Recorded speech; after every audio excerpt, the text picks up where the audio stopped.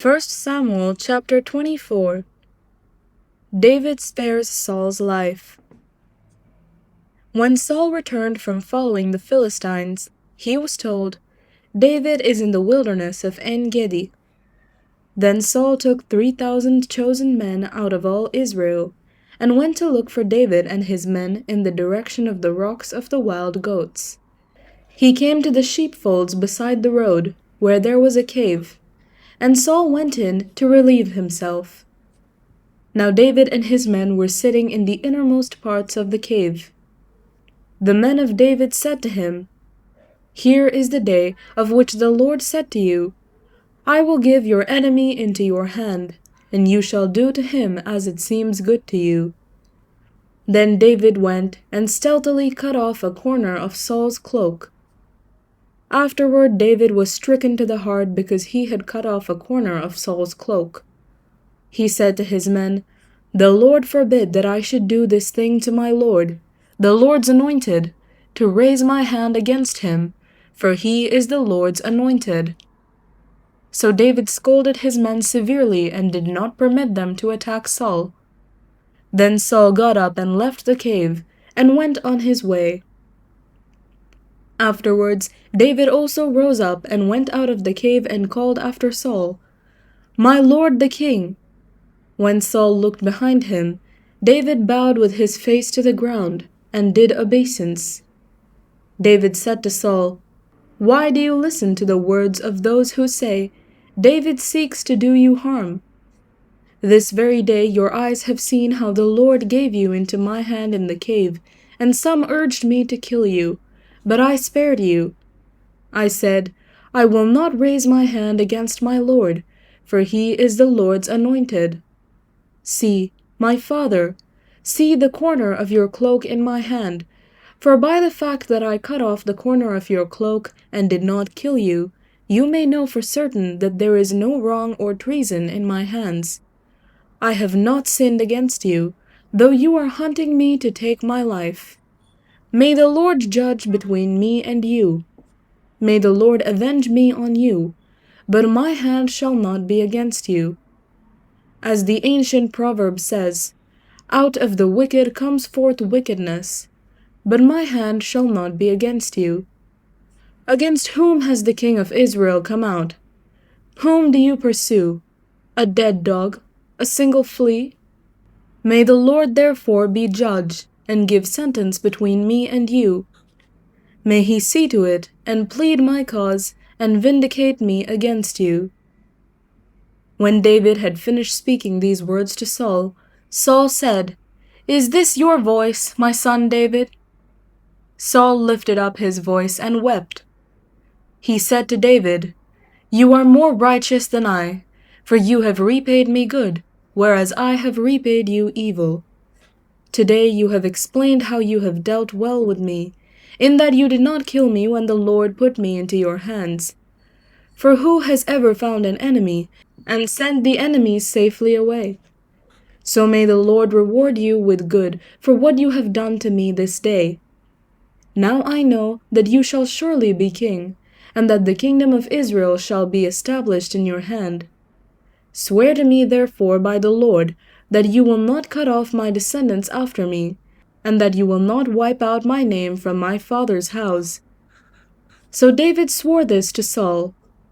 Then Saul went home, but David and his men went up to the stronghold.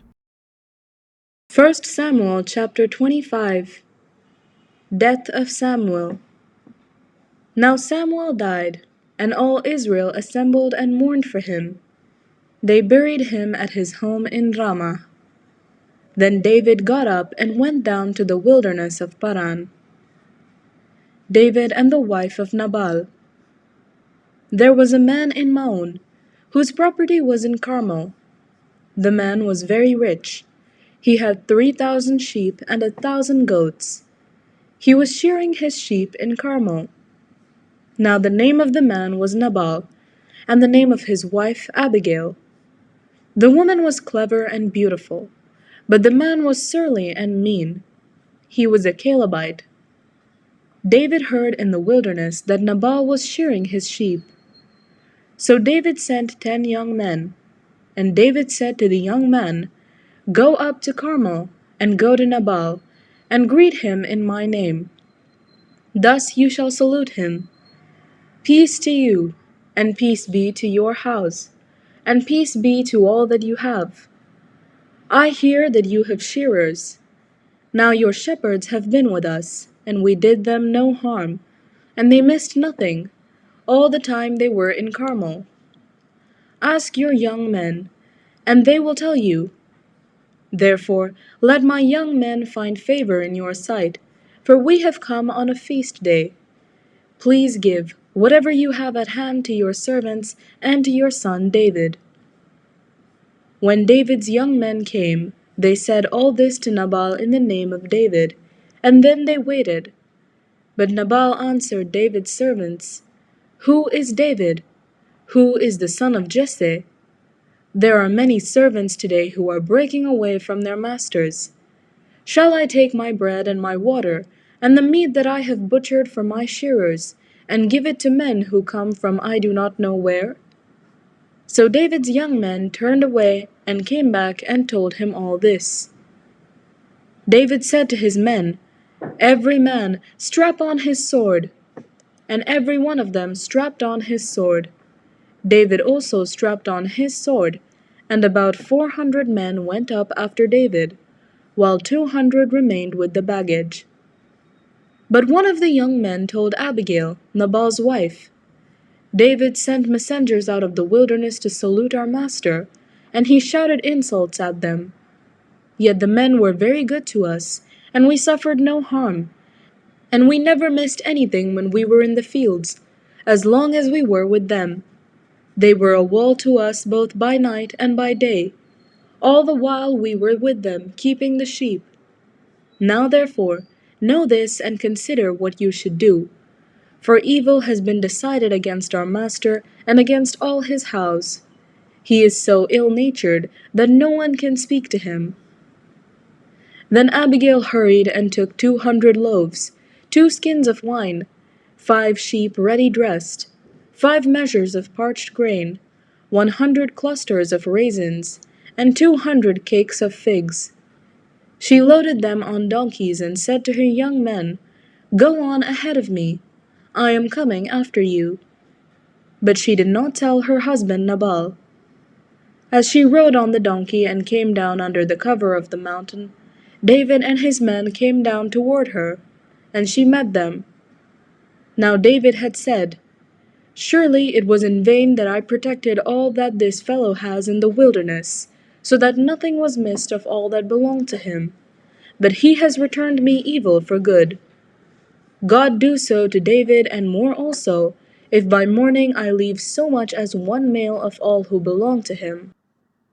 When Abigail saw David, she hurried and alighted from the donkey, and fell before David on her face, bowing to the ground. She fell at his feet and said, Upon me alone, my lord, be the guilt. Please let your servant speak in your ears, and hear the words of your servant. My lord, do not take seriously this ill-natured fellow, Nabal, for as his name is, so is he. Nabal is his name, and folly is with him. But I, your servant, did not see the young man of my lord, whom you sent. Now then, my lord, as the Lord lives, and as you yourself live, since the Lord has restrained you from blood guilt and from taking vengeance with your own hand, now let your enemies and those who seek to do evil to my lord be like Nabal. And now let this present that your servant has brought to my lord be given to the young men who follow my lord. Please forgive the trespass of your servant, for the Lord will certainly make my lord a sure house, because my lord is fighting the battles of the Lord, and evil shall not be found in you so long as you live. If anyone should rise up to pursue you and to seek your life, the life of my lord shall be bound in the bundle of the living under the care of the Lord your God. But the lives of your enemies he shall sling out as from the hollow of a sling. When the Lord has done to my lord according to all the good that he has spoken concerning you, and has appointed you prince over Israel, my lord shall have no cause of grief, or pangs of conscience, for having shed blood without cause, or for having saved himself. And when the Lord has dealt well with my Lord, then remember your servant. David said to Abigail, Blessed be the Lord, the God of Israel, who sent you to meet me today. Blessed be your good sense, and blessed be you, who have kept me today from blood guilt, and from avenging myself by my own hand. For as surely as the Lord the God of Israel lives, who has restrained me from hurting you, unless you had hurried and come to meet me, truly by morning there would not have been left in Nabal so much as one male. Then David received from her hand what she had brought him. He said to her, Go up to your house in peace. See, I have heeded your voice, and I have granted your petition. Abigail came to Nabal. He was holding a feast in his house, like the feast of a king. Nabal's heart was merry within him, for he was very drunk. So she told him nothing at all until the morning light. In the morning, when the wine had gone out of Nabal, his wife told him these things, and his heart died within him. He became like a stone. About 10 days later, the Lord struck Nabal, and he died. When David heard that Nabal was dead, he said, Blessed be the Lord who has judged the case of Nabal's insult to me, and has kept back his servant from evil. The Lord has returned the evil-doing of Nabal upon his own head. Then David sent and wooed Abigail, to make her his wife. When David's servants came to Abigail at Carmel, they said to her, David has sent us to you to take you to him as his wife. She rose and bowed down, with her face to the ground, and said, Your servant is a slave to wash the feet of the servants of my lord. Abigail got up hurriedly and rode away on a donkey. Her 5 maids attended her. She went after the messengers of David and became his wife. David also married Ahinoam of Jezreel. Both of them became his wives. Saul had given his daughter Michal, David's wife, to Palti, son of Laish, who was from Galim.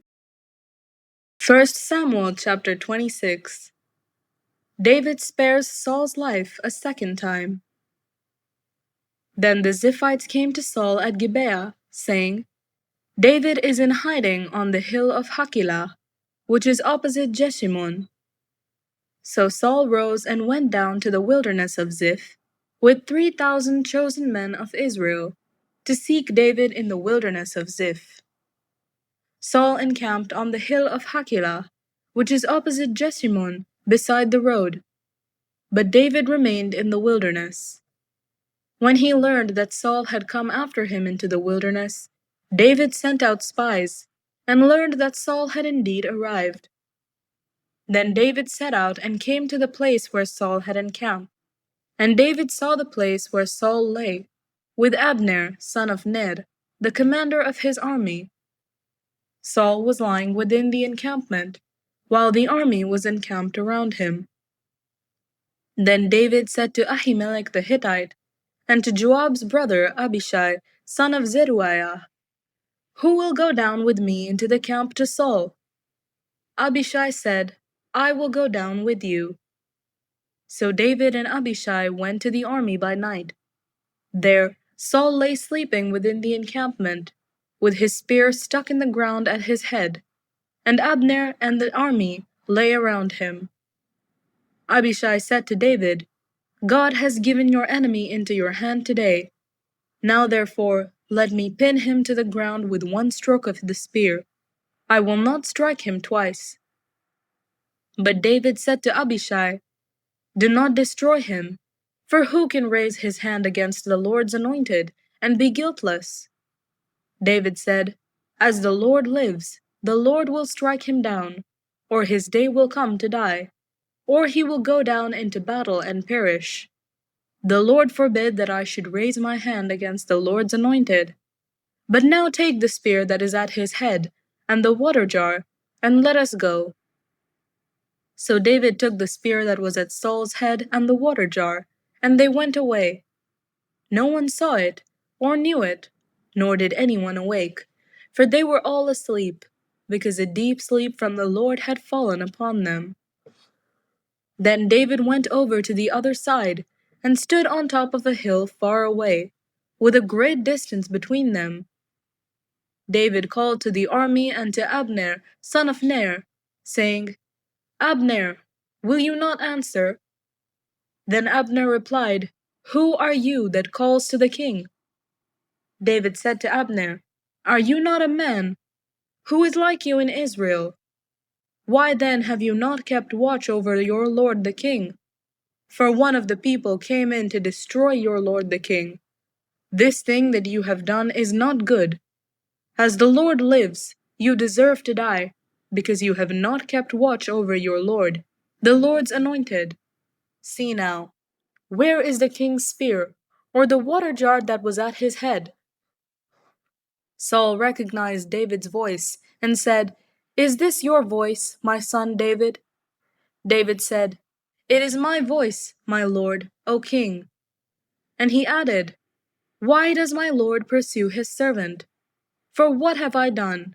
What guilt is on my hands? Now therefore let my lord the king hear the words of his servant. If it is the Lord who has stirred you up against me, may he accept an offering. But if it is mortals, may they be cursed before the Lord, for they have driven me out today from my share in the heritage of the Lord, saying, Go, serve other gods. Now therefore, do not let my blood fall to the ground, away from the presence of the Lord. For the king of Israel has come out to seek a single flea, like one who hunts a partridge in the mountains. Then Saul said, I have done wrong. Come back, my son David, for I will never harm you again, because my life was precious in your sight today. I have been a fool, and have made a great mistake. David replied, Here is the spear, O king. Let one of the young men come over and get it. The Lord rewards everyone for his righteousness and his faithfulness. For the Lord gave you into my hand today, but I would not raise my hand against the Lord's anointed. As your life was precious today in my sight, so may my life be precious in the sight of the Lord, and may he rescue me from all tribulation. Then Saul said to David, Blessed be you, my son David. You will do many things and will succeed in them. So David went his way, and Saul returned to his place. 1 Samuel chapter 27. David serves King Achish of Gath. David said in his heart, I shall now perish one day by the hand of Saul. There is nothing better for me than to escape to the land of the Philistines. Then Saul will despair of seeking me any longer within the border of Israel, and I shall escape out of his hand. So David set out and went over, he and the 600 men who were with him, to King Achish son of Maoch of Gath. David stayed with Achish at Gath, he and his troops, every man with his household, and David with his 2 wives, Ahinoam of Jezreel and Abigail of Carmel, Nabal's widow. When Saul was told that David had fled to Gath, he no longer sought for him. Then David said to Achish, If I have found favor in your sight, let a place be given me in one of the country towns, so that I may live there. For why should your servant live in the royal city with you? So that day Achish gave him Ziklag. Therefore Ziklag has belonged to the kings of Judah to this day. The length of time that David lived in the country of the Philistines was 1 year and 4 months. Now David and his men went up and made raids on the Geshurites, the Girzites, and the Amalekites, for these were the landed settlements from Telam on the way to Shur and on to the land of Egypt. David struck the land, leaving neither man nor woman alive, but took away the sheep, the oxen, the donkeys, the camels, and the clothing, and came back to Achish. When Achish asked, Against whom have you made a raid today? David would say, Against the Negeb of Judah, or against the Negeb of the Jerahmeelites, or against the Negeb of the Kenites. David left neither man nor woman alive to be brought back to Gath, thinking, "They might tell about us, and say, 'David has done so and so.'" Such was his practice all the time he lived in the country of the Philistines. Achish trusted David, thinking, "He has made himself utterly abhorrent to his people Israel. Therefore he shall always be my servant." 1 Samuel chapter 28. In those days the Philistines gathered their forces for war, to fight against Israel. Achish said to David, "You know, of course, that you and your men are to go out with me in the army." David said to Achish, "Very well, then you shall know what your servant can do." Achish said to David, "Very well, I will make you my bodyguard for life." Saul consults a medium. Now Samuel had died, and all Israel had mourned for him and buried him in Ramah, his own city. Saul had expelled the mediums and the wizards from the land. The Philistines assembled, and came and encamped at Shunem. Saul gathered all Israel, and they encamped at Gilboa. When Saul saw the army of the Philistines, he was afraid, and his heart trembled greatly. When Saul inquired of the Lord did not answer him, not by dreams, or by Urim, or by prophets. Then Saul said to his servants, "Seek out for me a woman who is a medium, so that I may go to her and inquire of her." His servants said to him, "There is a medium at Endor." So Saul disguised himself and put on other clothes and went there, he and 2 men with him. They came to the woman by night. And he said, "Consult a spirit for me, and bring up for me the one whom I name to you." The woman said to him, "Surely you know what Saul has done, how he has cut off the mediums and the wizards from the land. Why then are you laying a snare for my life to bring about my death?" But Saul swore to her by the Lord, "As the Lord lives, no punishment shall come upon you for this thing." Then the woman said, "Whom shall I bring up for you?" He answered, "Bring up Samuel for me." When the woman saw Samuel, she cried out with a loud voice. And the woman said to Saul, "Why have you deceived me? You are Saul." The king said to her, "Have no fear. What do you see?" The woman said to Saul, "I see a divine being coming up out of the ground." He said to her, "What is his appearance?" She said, "An old man is coming up. He is wrapped in a robe." So Saul knew that it was Samuel, and he bowed with his face to the ground, and did obeisance. Then Samuel said to Saul, "Why have you disturbed me by bringing me up?" Saul answered, "I am in great distress, for the Philistines are warring against me, and God has turned away from me and answers me no more, either by prophets or by dreams. So I have summoned you to tell me what I should do." Samuel said, "Why then do you ask me, since the Lord has turned from you and become your enemy? The Lord has done to you just as he spoke by me. For the Lord has torn the kingdom out of your hand and given it to your neighbor, David, because you did not obey the voice of the Lord, and did not carry out his fierce wrath against Amalek. Therefore the Lord has done this thing to you today. Moreover, the Lord will give Israel along with you into the hands of the Philistines, and tomorrow you and your sons shall be with me.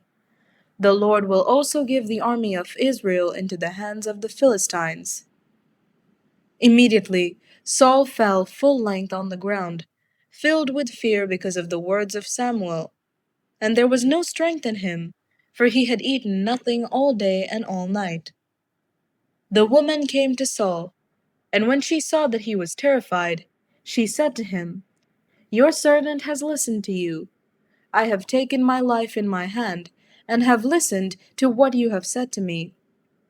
Now therefore, you also listen to your servant. Let me set a morsel of bread before you. Eat, that you may have strength when you go on your way." He refused and said, "I will not eat." But his servants, together with the woman, urged him, and he listened to their words. So he got up from the ground and sat on the bed. Now the woman had a fatted calf in the house. She quickly slaughtered it, and she took flour, kneaded it, and baked unleavened cakes.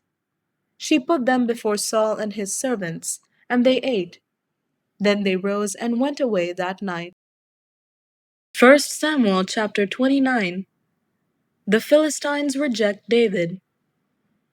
Now the Philistines gathered all their forces at Aphek, while the Israelites were encamped by the fountain that is in Jezreel. As the lords of the Philistines were passing on by hundreds and by thousands, and David and his men were passing on in the rear of Achish, the commanders of the Philistines said, "What are these Hebrews doing here?" Achish said to the commanders of the Philistines, "Is this not David, the servant of King Saul of Israel, who has been with me now for days and years? Since he deserted to me, I have found no fault in him to this day." But the commanders of the Philistines were angry with him, and the commanders of the Philistines said to him, "Send the man back, so that he may return to the place that you have assigned to him. He shall not go down with us to battle, or else he may become an adversary to us in the battle. For how could this fellow reconcile himself to his Lord? Would it not be with the heads of the men here? Is this not David, of whom they sing to one another in dances? Saul has killed his thousands, and David his 10,000s. Then Achish called David and said to him, "As the Lord lives, you have been honest, and to me it seems right that you should march out and in with me in the campaign, for I have found nothing wrong in you from the day of your coming to me until today. Nevertheless, the lords do not approve of you. So go back now, and go peaceably. Do nothing to displease the lords of the Philistines." David said to Achish, "But what have I done? What have you found in your servant from the day I entered your service until now, that I should not go and fight against the enemies of my lord the king?" Achish replied to David, "I know that you are as blameless in my sight as an angel of God. Nevertheless, the commanders of the Philistines have said, 'He shall not go up with us to the battle.' Now then, rise early in the morning, you and the servants of your lord who came with you, and go to the place that I have appointed for you. As for the evil report, do not take it to heart, for you have done well before me. Start early in the morning, and leave as soon as you have light." So David set out with his men early in the morning, to return to the land of the Philistines. But the Philistines went up to Jezreel. 1 Samuel chapter 30. David avenges the destruction of Ziklag. Now when David and his men came to Ziklag on the third day, the Amalekites had made a raid on the Negeb and on Ziklag. They had attacked Ziklag, burned it down, and taken captive the women and all who were in it, both small and great. They killed none of them, but carried them off, and went their way. When David and his men came to the city, they found it burned down, and their wives and sons and daughters taken captive.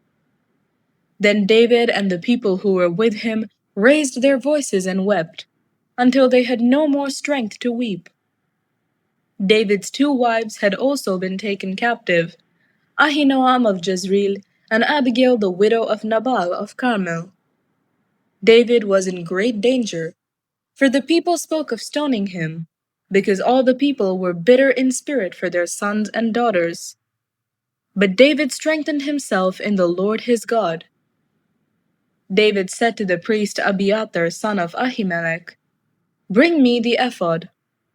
So Abiathar brought the ephod to David. David inquired of the Lord, "Shall I pursue this band?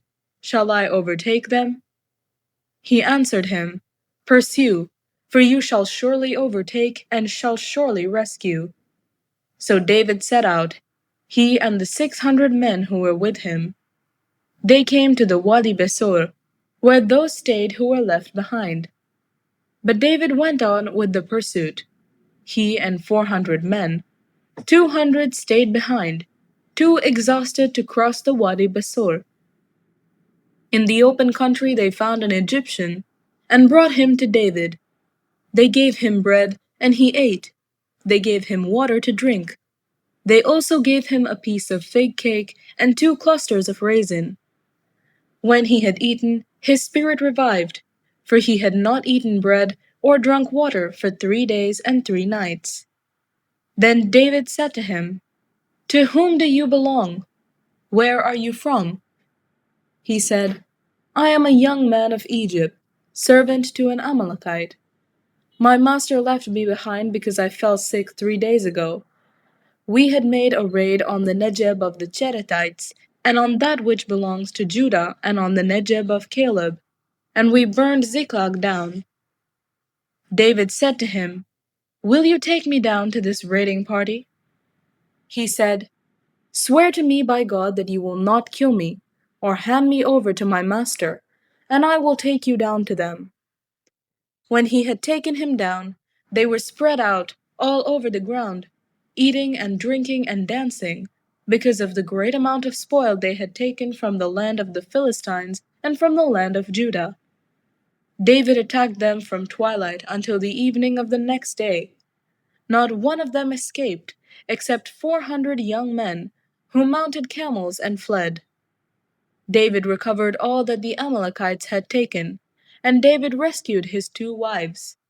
Nothing was missing, whether small or great, sons or daughters, spoil or everything that had been taken. David brought back everything. David also captured all the flocks and herds, which were driven ahead of the other cattle. People said, "This is David's spoil." Then David came to the 200 men who had been too exhausted to follow David, and who had been left at the Wadi Besor. They went out to meet David and to meet the people who were with him. When David drew near to the people, he saluted them. Then all the corrupt and worthless fellows among the men who had gone with David said, "Because they did not go with us, we will not give them any of the spoil that we have recovered, except that each man may take his wife and children, and leave." But David said, "You shall not do so, my brothers, with what the Lord has given us. He has preserved us and handed over to us the raiding party that attacked us. Who would listen to you in this matter? For the share of the one who goes down into the battle shall be the same as the share of the one who stays by the baggage. They shall share alike." From that day forward he made it a statute and an ordinance for Israel. It continues to the present day. When David came to Ziklag, he sent part of the spoil to his friends, the elders of Judah, saying, "Here is a present for you from the spoil of the enemies of the Lord."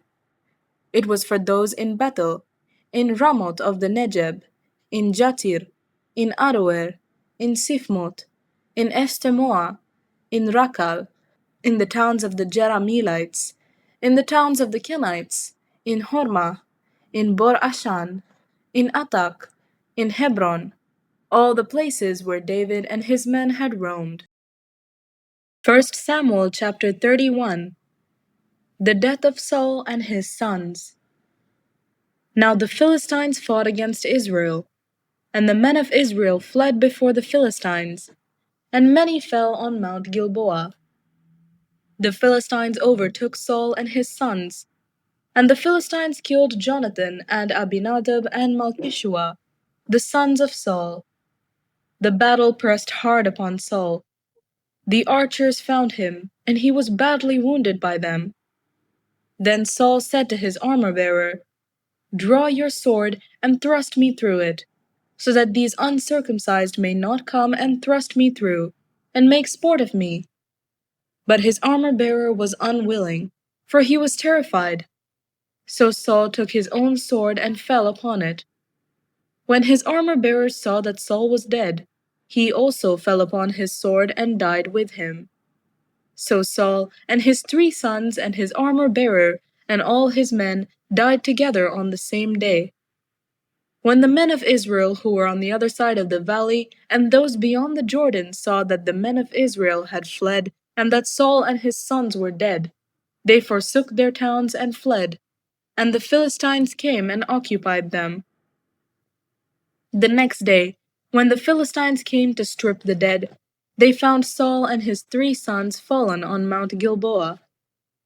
They cut off his head, stripped off his armor, and sent messengers throughout the land of the Philistines to carry the good news to the houses of their idols and to the people. They put his armor in the temple of Astarte, and they fastened his body to the wall of Bethshan. But when the inhabitants of Jabesh Gilead heard what the Philistines had done to Saul, all the valiant men set out, traveled all night long, and took the body of Saul and the bodies of his sons from the wall of Bethshan. They came to Jabesh and burned them there. Then they took their bones and buried them under the tamarisk tree in Jabesh, and fasted 7 days. Psalm 131. Song of Quiet Trust. A Song of Ascents, of David. O Lord, my heart is not lifted up, my eyes are not raised too high. I do not occupy myself with things too great and too marvelous for me. But I have calmed and quieted my soul, like a weaned child with its mother. My soul is like the weaned child that is with me. O Israel, hope in the Lord, from this time on and forevermore. Psalm 132. The eternal dwelling of God in Zion. A Song of Ascents. O Lord, remember in David's favor all the hardships he endured, how he swore to the Lord and vowed to the Mighty One of Jacob, I will not enter my house or get into my bed. I will not give sleep to my eyes or slumber to my eyelids, until I find a place for the Lord, a dwelling place for the Mighty One of Jacob. We heard of it in Ephratah, we found it in the fields of Jar. Let us go to his dwelling place. Let us worship at his footstool. Rise up, O Lord, and go to your resting place, you and the ark of your might. Let your priests be clothed with righteousness, and let your faithful shout for joy. For your servant David's sake, do not turn away the face of your anointed one. The Lord swore to David a sure oath, from which he will not turn back. One of the sons of your body I will set on your throne. If your sons keep my covenant and my decrees that I shall teach them, their sons also, forevermore, shall sit on your throne. For the Lord has chosen Zion, he has desired it for his habitation. This is my resting place forever. Here I will reside, for I have desired it. I will abundantly bless its provisions. I will satisfy its poor with bread. Its priests I will clothe with salvation, and its faithful will shout for joy. There I will cause a horn to sprout up for David. I have prepared a lamp for my anointed one. His enemies I will clothe with disgrace, but on him his crown will gleam. Psalm 133. The Blessedness of Unity. A Song of Ascents. How very good and pleasant it is when kindred live together in unity. It is like the precious oil on the head, running down upon the beard, on the beard of Aaron, running down over the collar of his robes. It is like the dew of Hermon, which falls on the mountains of Zion. For there the Lord ordained his blessing, life forevermore. John chapter 19.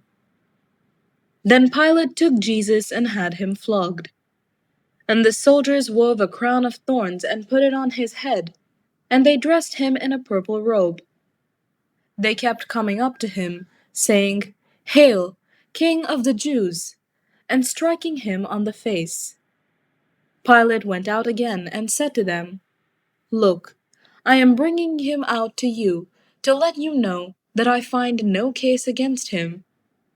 So Jesus came out, wearing the crown of thorns and the purple robe. Pilate said to them, Here is the man. When the chief priests and the police saw him, they shouted, Crucify him! Crucify him! Pilate said to them, Take him yourselves and crucify him. I find no case against him. The Jews answered him, We have a law, and according to that law he ought to die, because he has claimed to be the Son of God. Now when Pilate heard this, he was more afraid than ever. He entered his headquarters again and asked Jesus, Where are you from? But Jesus gave him no answer. Pilate therefore said to him, Do you refuse to speak to me? Do you not know that I have power to release you, and power to crucify you? Jesus answered him, You would have no power over me unless it had been given you from above. Therefore, the one who handed me over to you is guilty of a greater sin. From then on, Pilate tried to release him, but the Jews cried out, If you release this man, you are no friend of the emperor. Everyone who claims to be a king sets himself against the emperor. When Pilate heard these words, he brought Jesus outside and sat on the judge's bench at a place called the Stone Pavement, or in Hebrew, Gabbatha. Now it was the day of the preparation for the Passover, and it was about noon.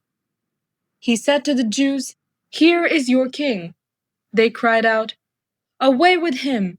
Away with him! Crucify him! Pilate asked them, Shall I crucify your king? The chief priests answered, We have no king but the emperor. Then he handed him over to them to be crucified. The crucifixion of Jesus.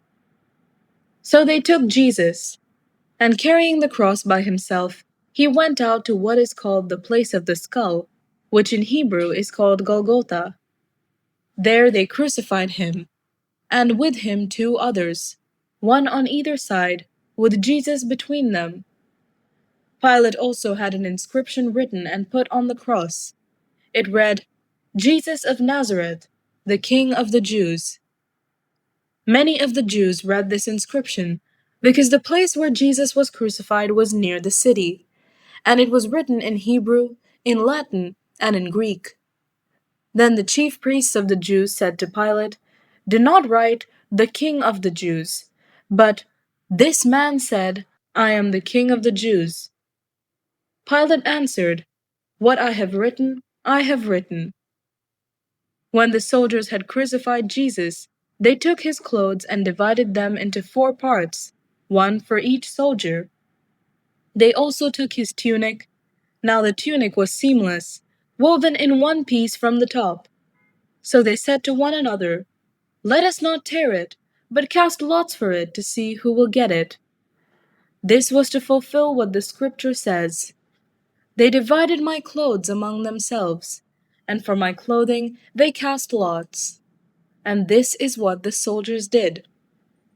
Meanwhile, standing near the cross of Jesus were his mother, and his mother's sister, Mary the wife of Clopas, and Mary Magdalene.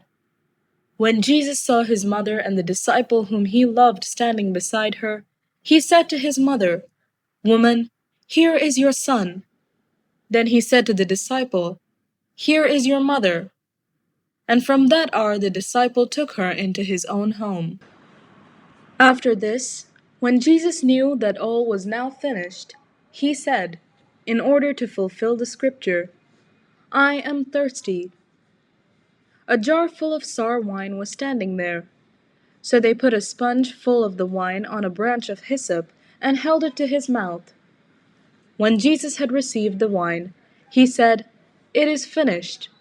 Then he bowed his head and gave up his spirit.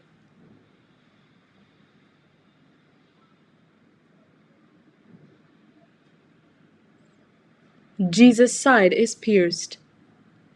Since it was the day of preparation, the Jews did not want the bodies left on the cross during the Sabbath, especially because that Sabbath was a day of great solemnity. So they asked Pilate to have the legs of the crucified men broken and the bodies removed. Then the soldiers came and broke the legs of the first and of the other who had been crucified with him. But when they came to Jesus and saw that he was already dead, they did not break his legs. Instead, one of the soldiers pierced his side with a spear, and at once blood and water came out. He who saw this has testified, so that you also may believe. His testimony is true, and he knows that he tells the truth. These things occurred so that the scripture might be fulfilled. None of his bones shall be broken. And again another passage of scripture says, "They will look on the one whom they have pierced." The burial of Jesus. After these things, Joseph of Arimathea, who was a disciple of Jesus, though a secret one because of his fear of the Jews, asked Pilate to let him take away the body of Jesus. Pilate gave him permission. So he came and removed his body. Nicodemus, who had at first come to Jesus by night, also came, bringing a mixture of myrrh and aloes, weighing about 100 pounds. They took the body of Jesus and wrapped it with the spices in linen cloths, according to the burial custom of the Jews. Now there was a garden in the place where he was crucified, and in the garden there was a new tomb, in which no one had ever been laid. And so, because it was the Jewish day of preparation, and the tomb was nearby, they laid Jesus there. John chapter 20. The resurrection of Jesus. Early on the first day of the week, while it was still dark, Mary Magdalene came to the tomb and saw that the stone had been removed from the tomb.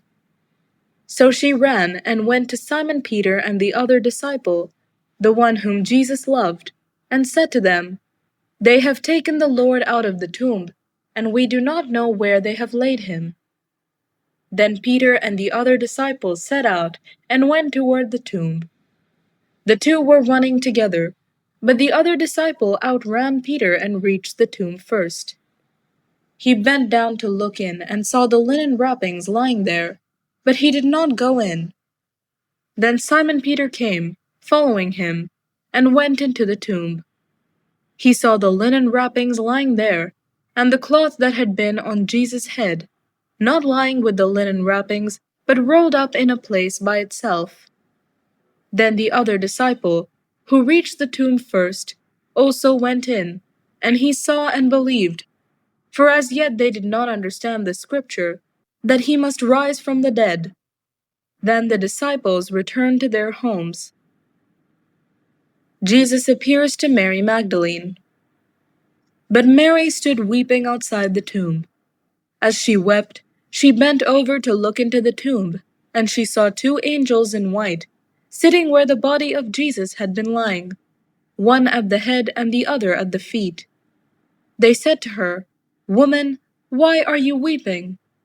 She said to them, "They have taken away my Lord, and I do not know where they have laid him." When she had said this, she turned around and saw Jesus standing there, but she did not know that it was Jesus. Jesus said to her, "Woman, why are you weeping? Whom are you looking for?" Supposing him to be the gardener, she said to him, "Sir, if you have carried him away, tell me where you have laid him, and I will take him away." Jesus said to her, "Mary." She turned and said to him in Hebrew, "Rabboni," which means teacher. Jesus said to her, "Do not hold on to me, because I have not yet ascended to the Father. But go to my brothers and say to them, I am ascending to my Father and your Father, to my God and your God." Mary Magdalene went and announced to the disciples, "I have seen the Lord." And she told them that he had said these things to her. Jesus appears to the disciples. When it was evening on that day, the first day of the week, and the doors of the house where the disciples had met were locked, for fear of the Jews. Jesus came and stood among them and said, "Peace be with you." After he had said this, he showed them his hands and his side. Then the disciples rejoiced when they saw the Lord. Jesus said to them again, "Peace be with you. As the Father has sent me, so I send you." When he had said this, he breathed on them and said to them, "Receive the Holy Spirit. If you forgive the sins of any, they are forgiven them. If you retain the sins of any, they are retained." Jesus and Thomas. But Thomas, who was called the twin, one of the 12, was not with them when Jesus came. So the other disciples told him, "We have seen the Lord." But he said to them, "Unless I see the mark of the nails in his hands, and put my finger in the mark of the nails, and my hand in his side, I will not believe." A week later, his disciples were again in the house, and Thomas was with them. Although the doors were shut, Jesus came and stood among them and said, "Peace be with you." Then he said to Thomas, "Put your finger here and see my hands. Reach out your hand and put it in my side. Do not doubt, but believe." Thomas answered him, "My Lord and my God." Jesus said to him, "Have you believed because you have seen me? Blessed are those who have not seen and yet have come to believe." The purpose of this book. Now Jesus did many other signs in the presence of his disciples, which are not written in this book. But these are written so that you may come to believe that Jesus is the Messiah, the Son of God, and that through believing you may have life in his name. John chapter 21. Jesus appears to 7 disciples. After these things, Jesus showed himself again to the disciples by the Sea of Tiberias. And he showed himself in this way. Gathered there together were Simon Peter, Thomas called the twin, Nathanael of Cana in Galilee, the sons of Zebedee, and 2 others of his disciples. Simon Peter said to them, "I am going fishing." They said to him, "We will go with you." They went out and got into the boat, but that night they caught nothing. Just after daybreak, Jesus stood on the beach, but the disciples did not know that it was Jesus. Jesus said to them, "Children, you have no fish, have you?" They answered him, "No." He said to them, "Cast the net to the right side of the boat, and you will find some." So they cast it, and now they were not able to haul it in because there were so many fish. That disciple whom Jesus loved said to Peter, "It is the Lord." When Simon Peter heard that it was the Lord, he put on some clothes, for he was naked, and jumped into the sea. But the other disciples came in the boat, dragging the net full of fish, for they were not far from the land, only about 100 yards off. When they had gone ashore, they saw a charcoal fire there, with fish on it, and bread. Jesus said to them, "Bring some of the fish that you have just caught." So Simon Peter went aboard and hauled the net ashore, full of large fish, 153 of them. And though there were so many, the net was not torn. Jesus said to them, "Come and have breakfast." Now none of the disciples dared to ask him, "Who are you?" because they knew it was the Lord. Jesus came and took the bread and gave it to them, and did the same with the fish. This was now the 3rd time that Jesus appeared to the disciples after he was raised from the dead. Jesus and Peter.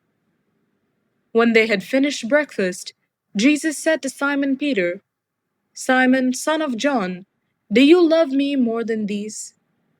He said to him, "Yes, Lord, you know that I love you." Jesus said to him, "Feed my lambs." A second time he said to him, "Simon, son of John, do you love me?" He said to him, "Yes, Lord, you know that I love you." Jesus said to him, "Tend my sheep." He said to him the third time, "Simon, son of John, do you love me?" Peter felt hurt because he said to him the third time, "Do you love me?" And he said to him, "Lord, you know everything. You know that I love you." Jesus said to him, "Feed my sheep. Very truly I tell you, when you were younger, you used to fasten your own belt and to go wherever you wished. But when you grow old, you will stretch out your hands, and someone else will fasten a belt around you and take you where you do not wish to go." He said this to indicate the kind of death by which he would glorify God. After this he said to him, "Follow me." Jesus and the beloved disciple. Peter turned and saw the disciple whom Jesus loved following them. He was the one who had reclined next to Jesus at the supper and had said, "Lord, who is it that is going to betray you?" When Peter saw him, he said to Jesus, "Lord, what about him?" Jesus said to him, "If it is my will that he remain until I come, what is that to you? Follow me." So the rumor spread in the community that this disciple would not die. Yet Jesus did not say to him that he would not die, but, "If it is my will that he remain until I come, what is that to you?" This is the disciple who is testifying to these things and has written them, and we know that his testimony is true. But there are also many other things that Jesus did. If every one of them were written down, I suppose that the world itself could not contain the books that would be written.